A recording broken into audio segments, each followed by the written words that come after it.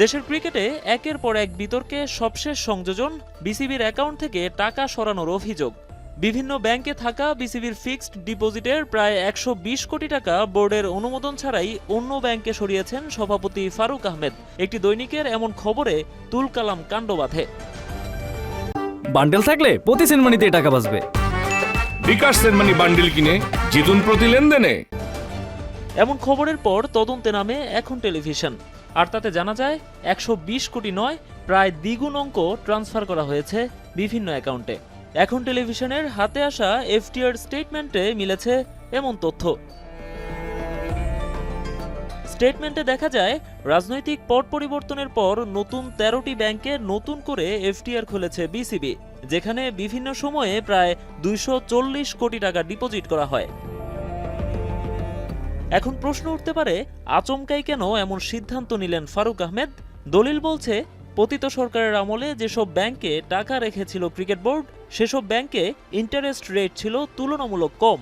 উদাহরণস্বরূপ, আইএফআইসি ও মিডল্যান্ড ব্যাংকে থাকা বিভিন্ন কিস্তির ১২ কোটি টাকায় ৯ থেকে ১০ টাকা হারে সুদ পেত বিসিবি, যেটি মধুমতি ব্যাংকে সরিয়ে নেওয়া হয় ১১.৫ টাকা সুদের হারে। ফলে মোটা অঙ্কের আয় বাড়ে বিসিবির। স্টেটমেন্টে আরও দেখা যায়, সরকারের লাল তালিকাভুক্ত ব্যাংক জনতা, অগ্রণী ও বেসিক ব্যাংক থেকে তুলনামূলক নিরাপদ সবুজ ও হলুদ তালিকাভুক্ত ব্র্যাক, মিউচুয়াল ট্রাস্ট ও প্রাইম ব্যাংকে টাকা ট্রান্সফার করেন বোর্ড সভাপতি, যেখানে সুদের হার বাড়ার পাশাপাশি অর্থের নিরাপত্তাও নিশ্চিত হয়। আমি দিচ্ছি ১৩টা ব্যাংকে ২৫০ কোটি টাকা, ২৩৮ কোটি টাকা সব রেড ব্যাংক থেকে নিয়ে গ্রিন ব্যাংকে দিছি আর ইয়েলোতে দিছি। বিসিবি সভাপতির অভিযোগ, কম হারে ব্যাংকগুলোতে টাকা রেখে মোটা অঙ্কের অর্থ ভোগ করতেন বিগত কমিটির কর্তারা।